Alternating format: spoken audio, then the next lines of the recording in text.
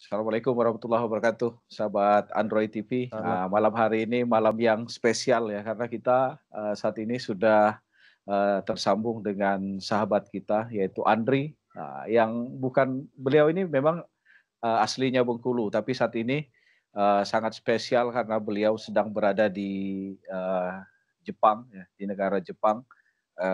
Kita malam hari ini ngobrol-ngobrol ya. Tetapi tadi memang sebelumnya eh, Bang Andri ini sempat ikutin atau dihubungi oleh pihak BETV dalam rangka untuk kepoin YouTuber. Tadi kita sudah nonton dan mungkin juga sahabat semuanya bisa nonton ini cuplikan kepoin YouTuber bersama BETV. Nah, kita hadirkan sejenak acaranya BETV yang menghadirkan live streaming bersama Bang Andri ini langsung dari Jepang.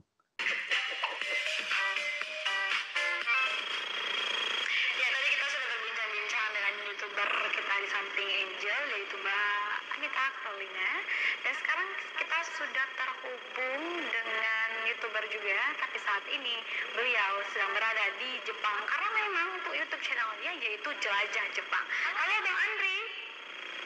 Halo, Assalamualaikum. Waalaikumsalam warahmatullahi wabarakatuh. Bang Andri, apa kabarnya hari ini? Alhamdulillah sehat. Alhamdulillah. Bang Andri mau tanya nih Bang, Abang di Jepang itu kan punya YouTube channel nih, Menjelajah Jepang. Iya, itu kenapa kepikiran buat ngebuat YouTube channel dengan nama Menjelajah Jepang? Jadi awalnya buat YouTube itu cuma untuk pribadi ya. Jadi kalau pas kita set video di HP itu berat kan. Tapi kalau di YouTube free lah kita set video itu awalnya. Tapi lambat berjalan, menarik. Jadi ya kita coba untuk berkreasi. Terus untuk jelajah Jepang sendiri, karena saya orangnya suka explore ya, suka menjelajah ke berbagai daerah, baik di Indonesia juga kan. Terus di Jepang juga saya suka berpergian jauh. Jadi memang jelajah. Jadi motonya saya ingin menjelajahi Jepang, melihat menampilkan adat budaya Jepang yang aslinya gimana, bukan hanya untuk yang traveling aja, tapi budaya real asli orang Jepang itu gimana, gitu rencananya gitu. Makanya saya namakan Jelajah Jepang. Oke, itu tadi obrolan pada saat live streamingnya BETV Kepoin YouTuber. Kita sapa ini Bang Andri sudah tersambung di layanan Skype-nya Android TV Bengkulu. Assalamualaikum Bang Andri. Waalaikumsalam Bang Arifin, Android TV. Salam Oke. kawan-kawan Bengkulu, pemirsa Android TV, konbanwa. Oke, alhamdulillah sehat. Gimana kabarnya? Sehat ya di Jepang ya? Alhamdulillah sehat Bang, alhamdulillah. Luar biasa ya. Sekarang sudah berapa lama di Jepang nih Bang Andri? Saya di Jepang sampai Jepang itu bulan April Bang, bulan April. Bulan April 2020. 2019. Oh 2019. Oh lah sudah setahun lebih ya? Iya berarti hampir setahun setengah kurang lebih, setahun 4 bulan lebih. Iya. Betah Bang di Jepang ya? Alhamdulillah betah Bang. Betah ya. Nah, apa yang membuat betah nih Bang? Apa ada sesuatu mungkin ya yang membuat betah? Mungkin pendapatannya lebih maksimal ketimbang bekerja di Bengkulu. Mungkin ya. Kalau pendapatan sih relatif Bang, memang ya lebih terasa. Tapi di Jepang memang suasananya itu tenang Bang, tenang, itu ya. nyaman ya. Iya, tertib, bersih. Jadi itu kehidupan nilai plusnya ya. Jadi memang artinya memang sangat jauh berbeda dengan Indonesia ya, yang relatif lingkungannya tidak terlalu menjaga kebersihan ya. Beda nih Bang. Beda ya. Kalau kenyamanan kita di sini kan selama tidak apa ya? Jepang punya aturan hukum, aturan tata krama yang harus kita patuhi dan ikuti. Selama kita tidak melanggar itu, maka kita tidak akan ada masalah. Nah, sudah itu hidup teratur, Bang. Oke, maksudnya dari aturan-aturan itu salah satu contohnya kalau di Indonesia kan mungkin aturan memang ada ya di negara kita kan karena memang negara hukum. Tapi kebanyakan kan yang melanggar gitu kan. Baik aturan untuk dilanggar kalau di kita. Iya, kalau di kita kan banyak, artinya kan terbukti memang banyak yang melanggar hukum tetapi ternyata tidak diterapkan hukum yang berlaku ya. Nah, kalau di sana benar-benar diterapkan. Benar-benar diterapkan, Bang. Jadi kalau Abang misalnya melanggar lalu lintas, itu Abang bisa ditilang langsung. Biasanya secara elektronik kan. Nanti kirim tagihan ke rumah dan itu ditilang itu ada poin, Bang. Di SIM kita ada poin. Setiap pelanggaran itu berapa poin dan ada poin maksimal. Kalau misalnya kita melanggar kecepatan. Nah, itu bisa didenda sekitar 3 jutaan mungkin. Wow. Kalau dirupiahkan ya? Iya, 3 juta lebih. Kalau dirupiahkan itu? Iya, Bang. 3 juta, 4 juta mungkin itu. Wow. Hanya pelanggaran lalu lintas, Bay? Hanya pelanggaran lalu lintas kecepatan. Misalnya Abang di situ tertulis 50 km per jam. Kecepatan kendaraan kita 50 km. Jadi kalau kita lewat di situ dalam kecepatan 70 kilo misalnya, maka itu ada kamera kan? Iya. Ada pengukur kecepatan kan? Iya. Nah, itu bisa ditilang. Oh iya, secara otomatis ya. Otomatis jadi nomor seri kendaraan kita kan terdaftar. Alamat kita kan tidak bisa gonta-ganti, tidak bisa fiktif di sini kan? Iya. Nah, konsekuensinya kalau tidak melanggar tilang macam mana? Kalau tidak membayar denda tilang. Kalau di Indonesia kan ditilang tapi kadang tidak dibayar dengan berbagai macam cara kan. Nah, kalau di sana konsekuensinya? Tidak bisa. Harus karena rekening kita diintegrasi, orang data pihak keamanan Jepang itu seluruh data kita tahu dia kan, jadi dia bisa datang ke ini kita, ditagih, bisa kita ditangkap atau ya paling ini SIM kita dicabut seumur hidup. Wow, jadi benar-benar seluruhnya terintegrasi ya, terhubung secara sistem ya. Jadi memang tidak bisa. Aturannya ketat. Jadi kita orang Indonesia di sini ya bisa kita beli barang ya Bang, beli barang di Jepang biasanya memang ada sih penipuan, tapi itu kecil nih. Nah jadi aku beli barang sama Abang, ya aku percaya, aku langsung kirim duit, Abang kirim barang. Kalau Abang tidak kirim, alamat Abang itu tidak bisa dirubah. Pasti tahu, pasti dapat. Kalau di Indonesia kan sangat banyak justru memanfaatkan online ini sebagai sarana penipuan yang paling tepat ya. Bisa alamat di sini dan langsung ditindak Bang. Asal buktinya tetap berdasarkan bukti fakta, pasti ditindak. Oke, itu sangat jauh ya perbedaan dari sisi keamanan Indonesia dengan Jepang ya. Mungkin salah satu faktor juga Andri betah di sana ya. Andri di sana pakai sistem kontrak atau bebas saja kapan pun ingin pulang ke Indonesia, atau dari perusahaannya ada sistem kontrak? Kalau saya kan bisa kerja mandiri namanya, bisa engineer kan. Jadi kalau untuk kontrak tidak ada sih, karena saya sekarang itu karyawan tetap kan di sini kan. Cuman visa tetap ada, visa itu kan dari imigrasi kan. Tetap visa imigrasi ya. Visa kan izin tinggal. Izin Iya. tinggal gitu kan bisa diperbarui. Oh, bisa diperpanjang ya? Jadi visa kerja ngikuti. Kita selama masih bekerja di Jepang, berarti kita terus dapat visa.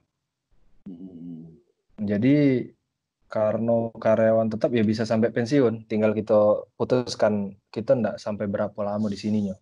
Sampai berapa lama? Oke. Artinya ke sanonya melalui perusahaan imigrasi atau perusahaan jasa untuk sebagai jembatan bekerja di Jepang itu tadinya dari Bengkulu. Dia imigrasi itu kan hanya izin tinggal, proses untuk keimigrasian, Bang. Kalau kita dukcapil kan. Ya. Bukan dukcapil, ya imigrasi sih. Iya, imigrasi. Tapi, ya benar, imigrasi. Dia untuk perusahaan itu beda. Jadi imigrasi itu izin tinggal, memperbolehkan kita untuk izin tinggal di Jepang, menetap Jepang, dan bekerja di Jepang. Nah, kalau untuk proses ini sendiri kita memang walaupun tadi secara pribadi, tapi kita harus tetap melewati pihak ketiga untuk menghubungkan perusahaan penerima kita. Jadi yang disebut dengan PJTKI gitu ya?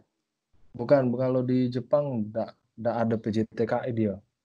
Kalau dari Indonesianya kemarin melalui PJTKI atau seperti apa? Dia semacam lembaga LPK, lembaga pelatihan kerja. Dia punya enggak swasta itu. Jadi dia punya koneksi di Jepang, perusahaan menawarkan, ini kita kan daftar, masukkan berkas kan, untuk dicarikan job perusahaan. Ya. Nah, setelah kita dapat perusahaan, oh ini perusahaan ini membutuhkan karyawan dengan spesifikasi seperti ini. Nah, kita interview. Perusahaan penerima oke, kita oke. Diuruslah dokumen-dokumen kita. Terus yang di perusahaan di Jepang melalui pengacara pisahnya, lawyer, ya, atau disebut juga apa ya di sini ya, bisa bukan kumiyai dia tuh, ya semacam benggo, inilah pengacara pisah lah. Untuk di Jepang itu ada macam-macam sih. Yang paling kita familiar itu yang magang ya, pemagangan. Tenaga magang itu kerjasama pemerintah Jepang dengan pemerintah Indonesia kan. Yeah. Nah, terus ada pemagangan lewat jalur swasta juga ada. Nah, di luar itu bisa dia karena kuliah, bisa karena menikah dengan orang Jepang, bisa karena diplomatik, bisa juga kan. Dia berbisnis di Jepang, investasi di Jepang. Selain itu bisa juga visa kerja, visa kerja suruh visa. Nah, visa kerja terbagi lah.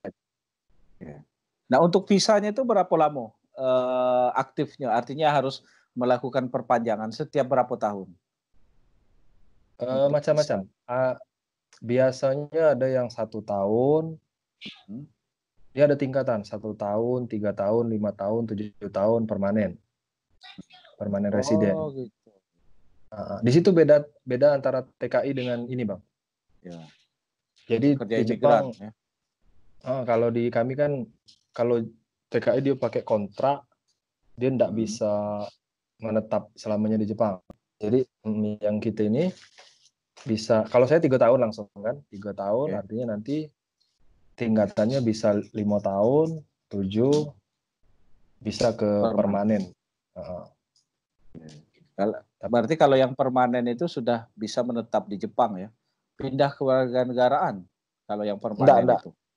Permanen itu dia tidak perlu perpanjangan visa lagi. Oke, yang memutuskan Andri hijrah. Kita bahas saja hijrah. Apa ini itu menarik, yang menarik dasar gitu. Gitu. Untuk ke Jepang. Diceritakan flashback ke awal dulu, Bang. Iya, oke. Agak panjang ini. Iya, ya. Durasi kita panjang. Jadi dulu kan waktu masih bujang kayak kata di TV tadi kan, Oke. saya pernah ikut program pemagangan ke Jepang kan. Nah, waktu itu saya 2008 Februari 6 Februari 2008 saya sampai Jepang, terus sekitar setahun 2 bulan kerja magang. Itu kita kena krisis global waktu itu Bang 2009. Jadi banyak perusahaan Jepang bangkrut Bang, otomotif khususnya. Ya. Dan kebetulan saya ini di otomotif, perusahaan Honda dan untuk spare part Honda dan Nissan waktu itu.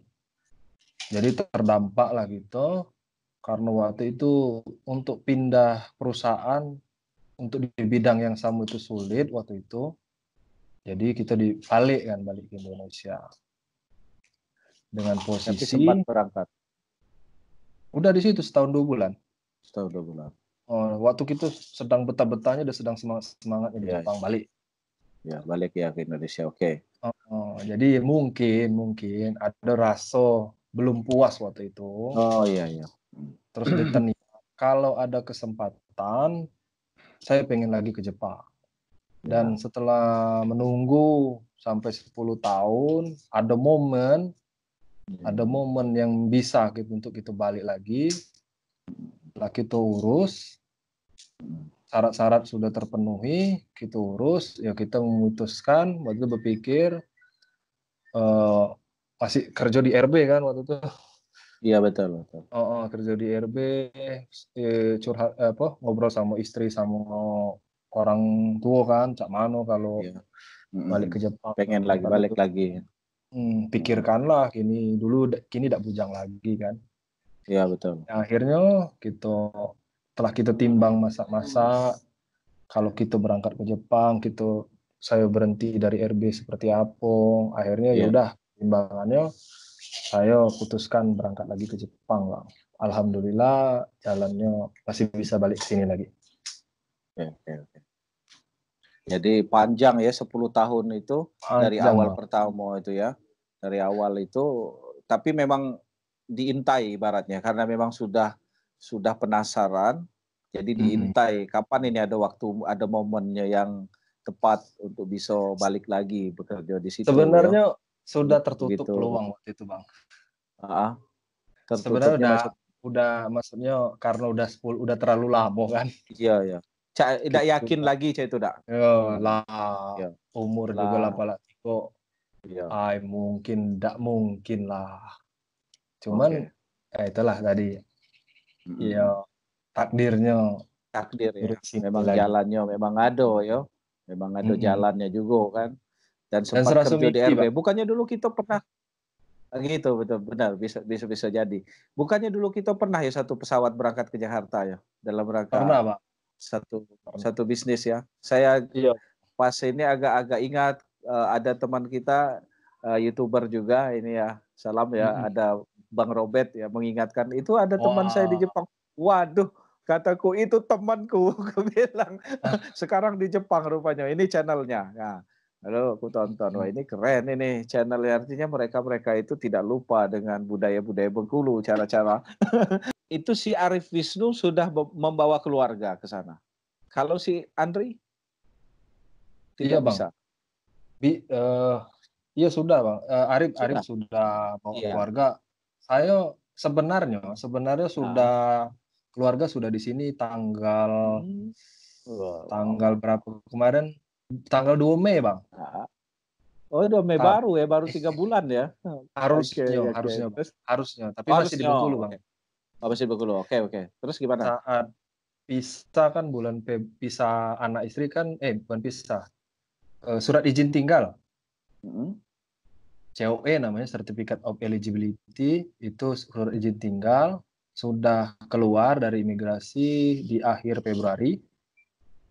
Jadi kita udah ajukan ke perusahaan, saya nggak balik bulan bulan April tanggal sekian, jemput anak istri. Oke, kata perusahaan, oke, siap. Berapa minggu lama? 2 minggu. Sudah oke, kita beli tiket pesawat.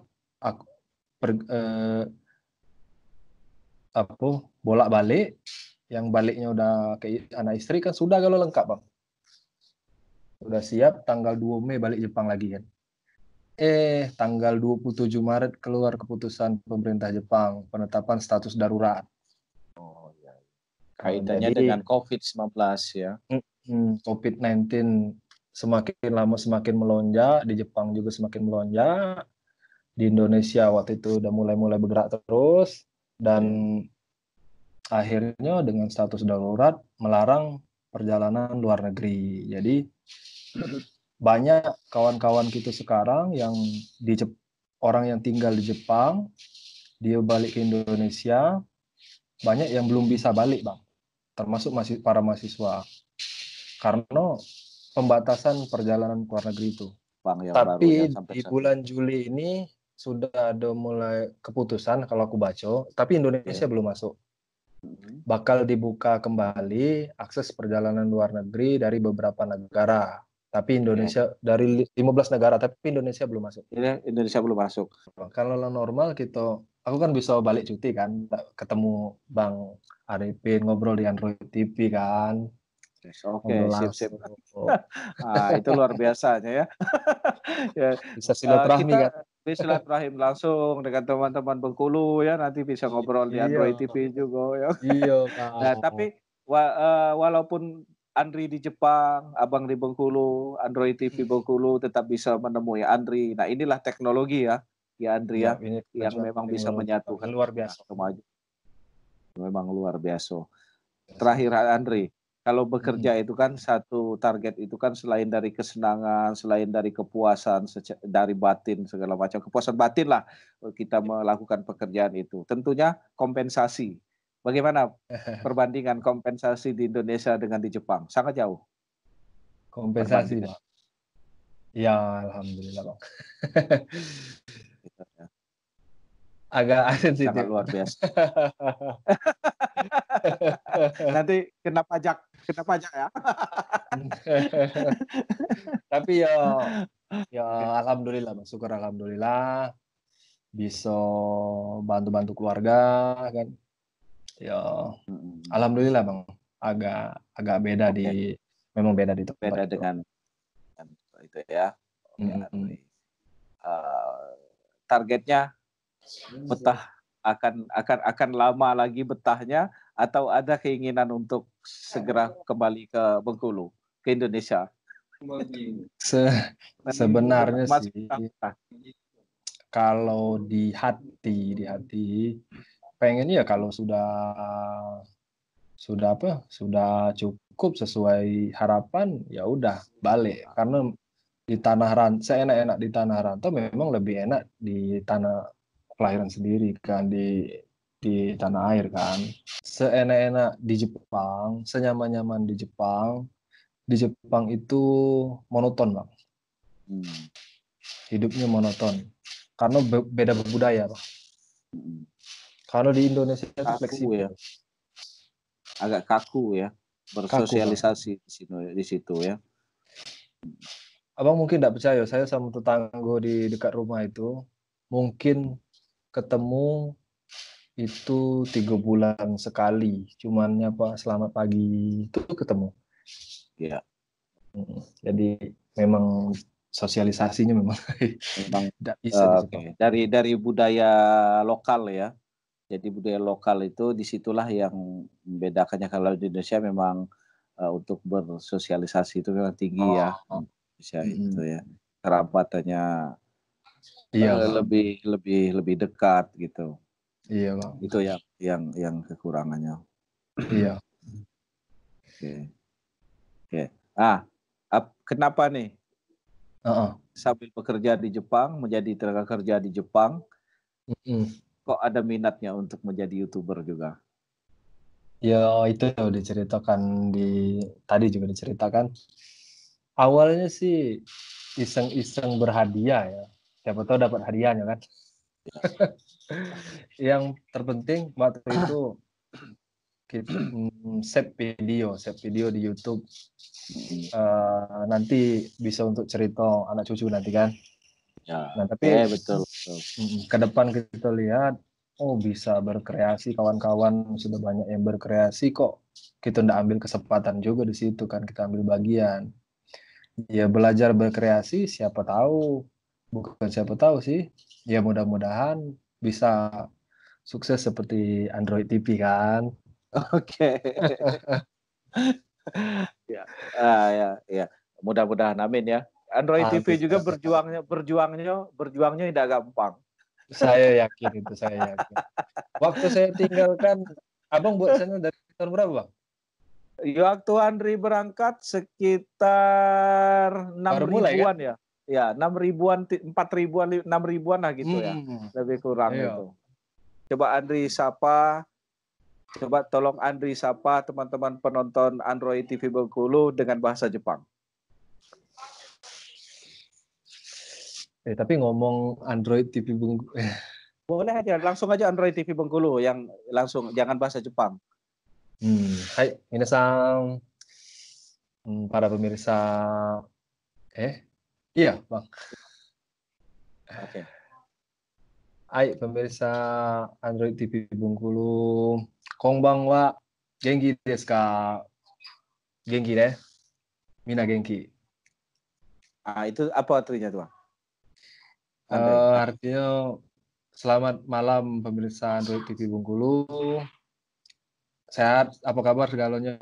Sehat kan? Sehat kan? Ya, Gitu. sip. Oke, terima kasih Andri kebersamaannya di Android TV Bengkulu malam hari ini. Salam buat teman-teman sekali lagi di sana, sehat selalu, sukses. Sampai ketemu ya. Oke, diperkenalkan. Oke, ya. Itu dari mana? Bengkulu Galuh. Dari Lais, Bang. Oh, Lais. Oke, salam kenal. Bang, dari Android TV, Bang. Oke, salam kenal, Bang. Ini wajahnya sudah mirip-mirip wajah Jepang. Oke. Oke, salam kenal buat kawan-kawan semuanya ya. Oke, makasih Andri. Ya. Oke, sama-sama. Assalamualaikum warahmatullahi wabarakatuh. Arigatou gozaimasu.